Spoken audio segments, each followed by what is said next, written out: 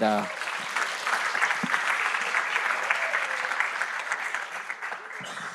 네, 안녕하세요. 저는 오늘 연애와 결혼 얘기를 하려고 나왔습니다. 기대하세요. 네, 저의 오늘 간증 타이틀은 결혼은 선택이 아니라 순종입니다. 이 타이틀을 잘 기억해 주시기 바랍니다. 시작하겠습니다. 저는 아카니 목장의 5인의 목녀입니다. 연합교회 사역으로는 김종료 목자님을 도와서 실행위원회를 섬기고 있고 ANW에서 중보기도팀과 차일드케어 그리고 수요예배 저녁 식사를 돕고 있습니다. 하나님을 경험하는 삶을 마치고 저는 이제까지 제 삶에서 가장 강력하게 하나님을 경험했던 사건을 나누려고 합니다.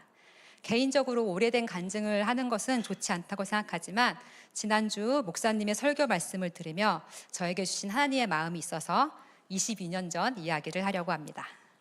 지난 1, 2부 설교를 아직 ANW에서는 듣지 못했기 때문에 먼저 주일 설교 말씀을 같이 읽어보았으면 좋겠습니다. 창세기 24장 1절부터 9절 말씀입니다. 한 절 한 절 의미를 생각하면서 천천히 같이 읽었으면 좋겠습니다. 1절부터 9절 띄워주시는데 제가 영어 발음이 안 좋으니까 영어로 크게 같이 읽어주셨으면 좋겠습니다. 시작. Abraham was now very old, and the Lord had blessed him in every way. He said to the senior servant in his household, the one in charge of all that he had, "Put your hand under my thigh. I want you to swear by the Lord, the God of heaven, the God of earth, that you will not get a wife for my son from the daughters of the Canaanites among whom I am living, but will go to my country and my own relatives and get a wife for my son Isaac." The servant asked him, "What if the woman is unwilling to come back with me to this land? Shall I then take your son back to the country you came from?" "Make sure that you do not take my son back there," Abraham said. "The Lord, the God of heaven, who brought me out of my father's household and my native land, and who spoke to me and promised me an oath, saying, 'To your offspring I will give this land.' He will send his angel before you so that you can get a wife for my son from there. If the woman is unwilling to come back with you, then you will be released from this oath of mine. Only do not take my son back there." So the servant put his hand under the thigh of his master Abraham and swore an oath to him concerning this matter. 아멘. 창세기 24장에는 이삭과 리브가의 결혼 이야기가 나오는데 창세기에서 가장 긴 챕터라고 합니다. 이삭과 리브가의 결혼 이야기가 아주 자세하게 나오고 있는데 하나님께서 그만큼 결혼을 중요하게 생각하셔서 그렇다고 목사님께서 말씀하셨습니다. 설교의 요약은 이렇습니다. 간단하게 말씀드릴게요. 아브라함은 이삭의 결혼에 대해서 분명한 기준이 있었습니다. 이 땅을 너의 씨에게 주겠다는 약속의 말씀을 믿는 확실한 믿음의 정체성이 있었고, 그래서 아브라함이 살고 있는 가나안 지역에 하나님을 모르는 이방 여인이 아니라 자신의 고향에서 찾도록 하였습니다. 아브라함이 지내던 가나안 땅에서 고향까지는 800km 정도인데 시드니에서 멜번까지의 거리라고 합니다. 차도 없던 그 시절 이 먼 길을 가야 하는데 그 여인이 가족을 떠나 이 땅으로 오지 않으면 이삭을 데려가야 합니까? 라는 하인의 염려에 절대 이삭을 데려가면 안 된다는 하나님의 약속에 대해서 아브라함은 타협하지 않겠다는 의지를 보여줍니다. 이곳에서 나오는 아브라함의 늙은 종은 이삭과 리브가를 만나게 하겠다 하는 신실한 중매인으로 나옵니다. 아브라함은 이삭의 결혼에 대해 확실한 믿음을 보여주었고 하나님께서는 우리에게 그러한 믿음을 요구하신다는 것이 지난 주일 설교의 요약입니다. 이제 저의 간증을 시작하겠습니다.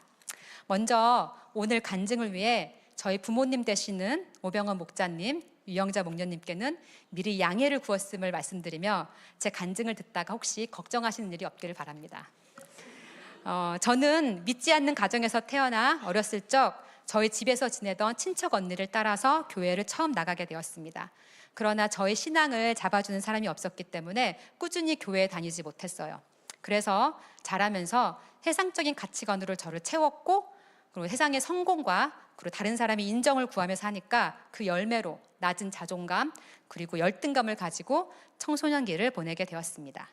고등학교 때 수능, HSC거든요. 그걸 앞두고 제 마음이 너무 힘들어서 다시 교회도 나가고 새벽 기도도 나갔는데 되돌아보면 좋은 대학에 가기 위해 제가 하나님께 잘 보이려고 했던 것 같습니다.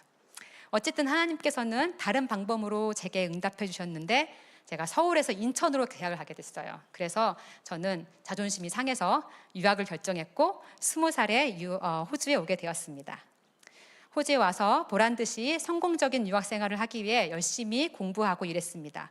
주 6일을 공부하며 일했기 때문에 주일에만 간신히 교회에 올 수 있었는데 제가 교회에서 저의 신앙을 이끌어준 경옥이 언니를 만나게 되었습니다. 매주 주일 예배 후에 끝나면 그 오후에 그 스트레스필드 커피숍에서 언니와 함께 제가 한 주간 있었던 이야기를 나누었는데 저는 그 시간이 너무 좋았어요. 되돌아보니 그 시간이 목장 모임이었습니다. 지금은 연락할 길이 없는데 나를 하나님께 이끌어준 그 경옥이 언니에게 너무 감사합니다. 언니의 경우로 참여한 2001년도 코스타에서 하나님을 인격적으로 만났습니다. 하나님을 만났는데 한 번에 변하지 않잖아요. 그래서 친구들을 만나면 조금 거리끼는 마음이 있었지만 같이 술도 마셨어요. 그런데 어느 날 그 경옥이 언니가 이내야 하나님이 기뻐하시지 않아, 이 단호한 말에 제가 그 말을 듣고 바로 술을 마시지 않게 되었습니다. 제가 바쁘게 열심히 살고 그리고 하나님과의 교제 시간도 더 친밀해진 것 같았지만 주위 사람들이 다 이제 커플이 되어갈 때 저도 혼자 있음이 외로웠습니다. 그럴 때마다 제가 배운 대로 배우자를 위해 기도했습니다. 그러니까 내가 외로우니까 남자친구를 사귀어야겠다, 나를 좋아하는 사람 아무나 만나야겠다, 이게 아니라 하나님이 인도하시는 배우자를 만나야겠다는 생각을 했었는데 되돌아보니 제가 그 생각을 제가 가진 것이 아니라 저를 그렇게 인도해주고 저를 잡아준 경옥이 언니가 저의 버팀목이었던 것 같습니다. 그 커플 사이에 껴서 다니는 사람이 그 third wheel이라고 우리 둘째가 얘기해줬어요. 저는 꽤 오랫동안 그런 시간을 보냈습니다. 그래서 괜찮아요. 하나님께서 그거를 기뻐하는, 기다리는 시간이라고 생각합니다. 호주 온 지 3년째 23살이 된 저는 맥쿼리 대학에서 편입해서 경영학을 공부하고 있었습니다. 그 당시 청년 김종려 형제님은 31살, 31. 저보다 8살이 많았고 타일러로 일하고 있었습니다. 지금은 교회에서 자타공인이 본인도 그렇게 생각하고 다른 사람들께 봐준다 이런 말인데 핸섬맨으로 그렇지만 그 당시 첫인상은 정말로 한마디로 아저씨였습니다. 교회에서 처음 봤는데 검은색 기지바지와 하얀 와이셔츠를 입고 머리는 파마 머리를 하고 찬양 인도를 하고 있었어요.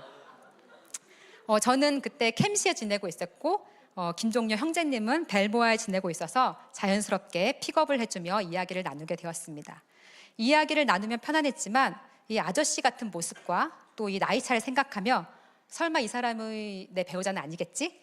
네, 이런 생각을 하지 않으려고 했습니다. 그래서 사실 그 마음속에 두려움이 있었는데 그러니까 이 사람이 참 괜찮은 사람이에요, 말을 해보면. 근데 마음은 들지 않는 거예요. 그래서 저는 그 마음이 이미 하나님께 저에게 주신 그 부담감의 마음이었던 것 같습니다. 네. 시간이 흐르지 않아서 저는 김종려 목자님을 소개받았습니다.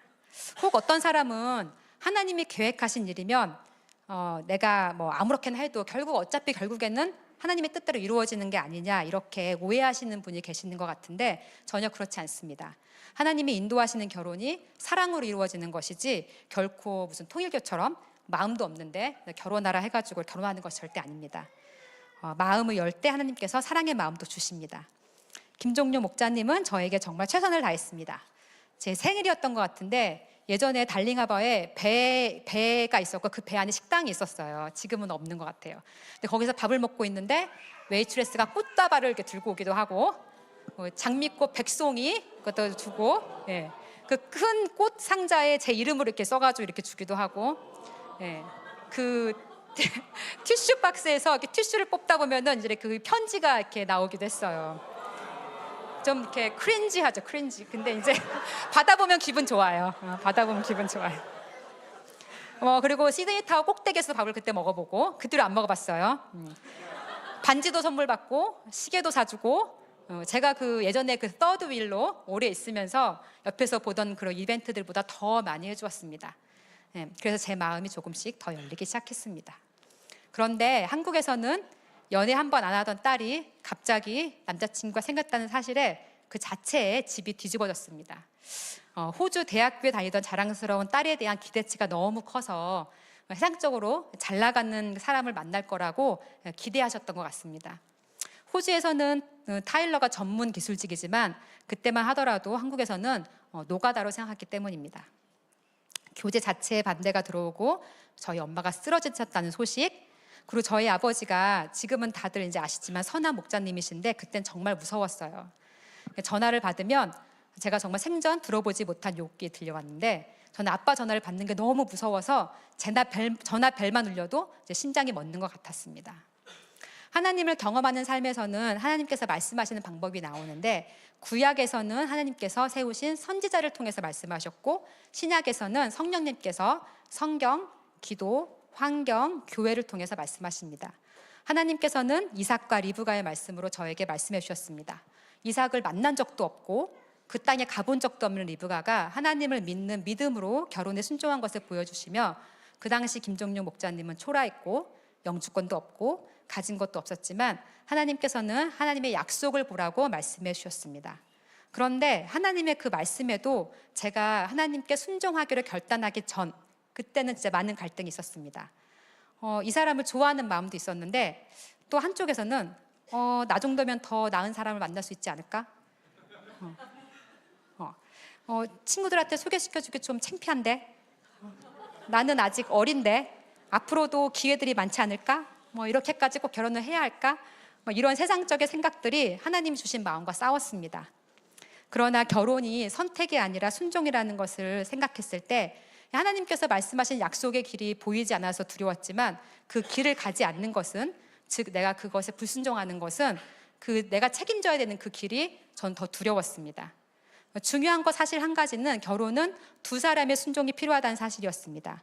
리브가는 하나님을 믿음으로 자기 고향을 떠나 결혼했고 이삭도 그런 리브가를 아내로 맞아들여서 일평생 리브가만 사랑했습니다. 만약 김종료 목자님은 순종하려 했으나 제가 그러지 않았다면 우리 결혼은 이루어지지 않았을 것이고 제가 이렇게 하나님을 경험했다고 간증하는 일도 없었을 것이고 그리고 현지 이스라엘 다의 유언도 없었겠죠. 생각만 해도 아찔합니다. 저는 그 갈등들을 이기고 순종하기로 결단했습니다. 그러고 나니 조금은 담대해진 마음도 생기고 서로를 향한 사랑과 신뢰도 더 깊어졌습니다. 또 중요한 사실 하나는 단지 저와 남편 둘이서만 하나님의 뜻이다 확신을 가진 것이 아니라 교회 곧 공동체의 확인을 받게 하셨는데 비록 신앙이 없었던 저희 부모님은 하나님의 뜻을 그 당시 알 수 없었지만 어려운 가운데 결혼을 진행하는 것이 하나님의 뜻이라는 것을 다른 믿음의 사람들을 통해 확인시켜 주셨습니다. 제가 한국에서 다녔던 그 봉천 감리교회의 현재 원로 목사님, 김종료 목자님이 시드니 순복음교회에서 알던 지금은 일본의 선교사님으로 계시는데 김영숙 전도사님, 그리고 제가 일터를 통해 만난 사랑기도원 전도사님, 그리고 김선희 목녀님께서 우리의 결혼이 하나님의 뜻이라는 것을 확인해 주었습니다. 확실한 하나님의 뜻임을 확인하고 나서 저희에게 필요한 삶의 조정은 한국에 가서 부모님께 인사드리는 것이었습니다. 그 순서를 빼고 그냥 우리끼리 결혼하면 더 쉬웠겠지만 좀 잘 안 들리는데. 그래요? 김종료 목자님은 한국에 가서 꼭 인사를 드리고 와야 한다고 했습니다. 하나님은 그 힘들고 어려운 길을 가게 하셨는데 그것이 조정이었다는 것을, 그것이 순종의 값을 치르는 것이었다는 것을 이번 하경삼을 통해 확인하게 되었습니다. 저희가 한국에 간다고 하자 엄마는 또 쓰러지셨다는 소식이 들려오고 정말 난리가 났습니다. 김종료 목자님은 7일 금식으로 기도로 한국 방문을 준비했습니다. 저희 두 사람에게 한국에서의 시간은 예수님께서 십자가에 못 박히기 위해 걷는 그 수치와 수모의 길과 같았습니다. 저는 이모들, 이모부, 고모들, 친척 오빠들에게 남자한테 미쳐서 부모도 모른다라는 비난을 들어야 했고 매도 맞았으며 김종료 목자님은 장인어른에게 구두발로 맞는 비싼 대가를 치러야 했습니다. 호주에 돌아오기로 한 날 우리는 공항에 가기 위해 전철역에서 만나기로 했는데 저는 여권을 빼앗기고 집을 나오지 못했고 목자님은 결국 비행기를 놓쳤습니다. 저는 부모님의 생각을 바꿀 수 없음을 깨달았지만 이제는 내가 해야 할 일을 다 했다는 평안함이 있었습니다. 시간이 걸리더라도 여권을 재발급하기로 결정하고 계획보다 더 길어진 한국의 일정을 다 마치고 호주로 돌아오게 되었습니다. 한국에서 제가 그 어려움 가운데 있을 때 생생하게 꾼 꿈이 있습니다. 그 꿈은 아빠, 엄마, 저희 온 가족이 함께 밥을 먹는 꿈이었습니다. 하나님께서는 그 꿈을 통해 함께 훗날 함께 믿음의 가정이 될 것이라고 말씀해 주시는 것 같았습니다. 2014년 수정교회 계신 분들이 증인이듯이 저희 아버지는 호주에 오셔서 그 당시 저희 교회 최고령자로 세례를 받으시고 목자가 되셔서 몇 년 전 불교 신자를 전도하여 세례까지 받게 하셨습니다. 아버지께서는 호주 오셨을 때 어른이심에도 사위에게 정중히 사과하셨고, 남편은 부모님에 대해 어떤 서운한 마음도 없으며 어딜 가나 목자 되신 저희 아버지를 자랑하고 있습니다. 결혼 10년 후 저희는 부모의 바람대로 한국에서 다시 결혼식을 하게 되었습니다. 이미 새 아이를 낳고 살고 있는 저희에게 결혼식의 의미는 없었고, 저희는 저희가 어떻게 결혼했는지 알고 있는 모든 친척분들, 친구들을 초대해서 복음을 전하기 원했습니다. 근데 한국에서는 결혼식에 오면 축의금 내고 밥 먹으러 가요. 저희는 그분들이 다 결혼식에 앉아서 복음의 메시지를 듣기 원했기 때문에 한국에 갈 때 그 추첨 상품을 가져갔습니다. 그래서 호주 영양제, 양모 이불, 그리고 결혼식 끝나고 마지막에 추첨으로 호주 왕복 비행기 티켓을 걸었어요. 그래서 한 사람도 자리를 뜨지 않고 그 결혼식에 앉아 있었습니다. 저와 남편은 찬양 인도를 했고, 사회는 이선우 목사님께서 해주시고, 김선희 목녀님이 월십 댄스로 축하 공연을 해주시고, 그리고 송영미 목사님께서 결혼식에 참석한 하객, 그 모인 하객 중에 90%가 다 VIP였어요. 그분들 앞에서 복음의 메시지를 전해주셨습니다. 지금은 시간상 자세히 설명드리지 못하지만 이 결혼식을 통해서 하나님께서는 영혼 구원의 열매도 허락해 주셨습니다. 하나님께서는 저희 가정을 세워주셨고 지금도 세워주고 계십니다. 아브라함은 하나님 안에서 분명한 기준을 세웠고, 이삭과 리브가는 하나님께 순종함으로 하나님 나라를 세우는 일에 쓰임받게 되었다는 창세기 24장 이야기가 저희 가정에 있었던 확실한 증거였기에 이 시간 이 오래전 간증을 꺼내게 된 것입니다. 많은 사람이 결혼은 내가 좋아하는 사람을 선택하는 것이라고 생각하는 것 같습니다. 근데 하나님을 내 주인으로 영접한다는 것은 내 삶의 주도권을 하나님께 드리는 것인데, 인생의 가장 중요한 결정엔 결혼도 포함됩니다. 결혼은 인생에서 그 무엇보다 가장 중요한 결정입니다. 공부하다가 나랑 안 맞으면 다시 하면 되고, 직업은 바꿀 수 있고, 돈도 다시 모을 수 있지만 결혼은 결코 원래대로 되돌릴 수 있는 문제가 아니라는 것을 모두가 알고 있습니다. 인생의 그 가장 중요한 결정, 그 결혼을 내 감정이나 내 생각이 아니라 나를 잘 아시고 나를 사랑하시고 미래를 아시는 하나님께 내어드리면 나에게 맞는 최고의 사람을 만나게 해주십니다. 가정에 어려운 일이 닥쳐도 하나님이 세우신 가정이기 때문에 당당함이 있고, 그리고 하나님께서 수치를 당하지 않게 하시리라는 확신이 있습니다.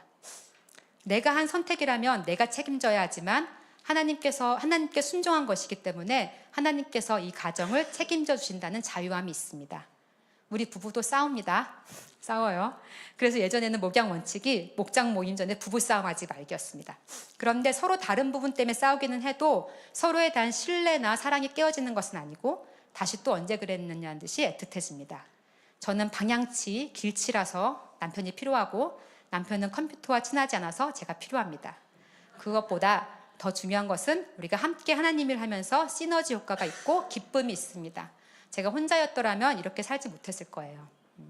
이곳에 계신 싱글분들은 결혼을 나의 선택이 아니라 하나님께 순종함으로 나아가시기 바랍니다.